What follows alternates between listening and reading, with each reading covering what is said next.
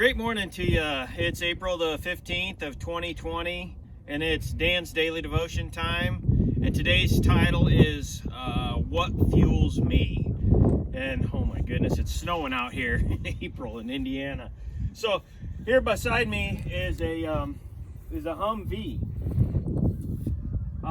This is one of the fuel trucks we have out here on the farm. You can see I got the fuel trailer in there. There's a couple reasons we use this as one of our fuel trucks. Well, number one is because it's really cool. And number two is that we go through some of the fields and it's a little muddy, and this thing will go just about anywhere. And these are built just not too far from here, just about 20 miles, 30 miles from here. And they've been, different militaries around the world have been using these for the last, or they've been built for the last 40 years. And you know, they look kind of crude and rudimentary, the design of them. But I have a buddy that ran the plant up there, and he told me that there was file cabinets, stacks like this, of every square inch of this thing was designed for a purpose. I mean, it doesn't look like much. I mean, it looks real square, but every detail to it is engineered for a purpose. So sometimes I have a hard time deciding what I'm going to talk about, and last night was no different. And I'm thinking through and trying to figure out what the Lord wants me to say, and I didn't have any idea last night. And sometimes I'll get woken up in the middle of the night or early in the morning, and this morning's no different. I get up really early, and I had I started going back through some of the messages that I had from different people, and I'd like to share one with you. And I'm not going to use names, but if you guys want to send me things, and you don't mind if I use some of it. But one of the guys had mentioned that he's not religious at all, and I got to thinking about it. Well, I've never considered myself religious in any sense of the word either, and it's because I never really, you know, I still have to go and use the thing at the beginning that tells me where the books are in the Bible, and I don't understand the different denominations and the different, I don't know what makes one church different from the next. I just never understood that, and I never really cared to. But on a side note is although I don't consider myself religious, I have a relationship. And to me, that's what it's all about, is that relationship that I have with Jesus and knowing Jesus. So although I don't understand religion and I don't consider myself religious, I really don't care. All I care about is mine and yours and the relationship that we have with the Lord.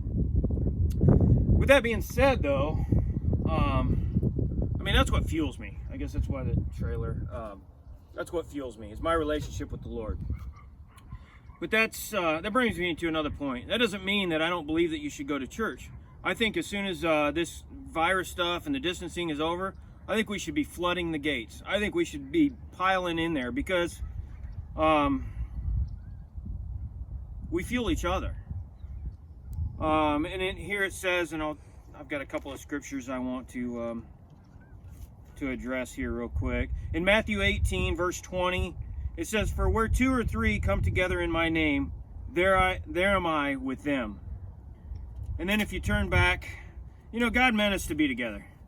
You know, right back in Genesis, Adam was alone by himself, and that didn't work out. God's like, I got to give him somebody to be with, because being alone it's just not that fun. You don't have things to share with people, you know, your accomplishments or your downtrodden. I mean, when things go bad, there's somebody else to lean on. And Ecclesiastes 4 says this in verse 10, "If one falls down, his friend can help him up, but pity the man who falls and has no one to help him up." So guys, we need each other. For now, this internet thing will do, but as soon as the doors open up to the church, you got to surround yourself with like-minded people that can help you out. And you say, well, I'm doing okay, you know, I'm getting through this fine. Yeah, well, maybe somebody else isn't. Maybe they need you. or your time's coming where things aren't going to go so well, and you're going to need some other people. And there's a lot of people at the church that really are, they've got a heart for that. And here I want to turn to John 16 before I close. And I can't believe I read right over this the other day when I asked some of you people to read through John, because it's such a good. But if you go to verse 31, you believe at last, Jesus answered, but a time is coming and has come when you will be scattered, each to his own home. You will leave me all alone. Yet I am not alone, for my Father is with me. So it says we're going to be scattered each to our own home. So this is the time right now where we can dig into the Word. We can get fueled up with some of this, some prayer time. And because there is going to be a time when we get to go back and spend some time with our friends. So if you're not engaged in a church, I can help you get connected.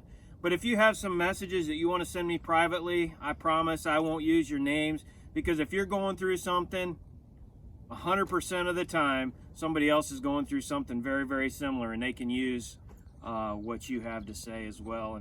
And anyways, have an awesome day. Enjoy the snow if you're here in northern Indiana, and we'll see you tomorrow.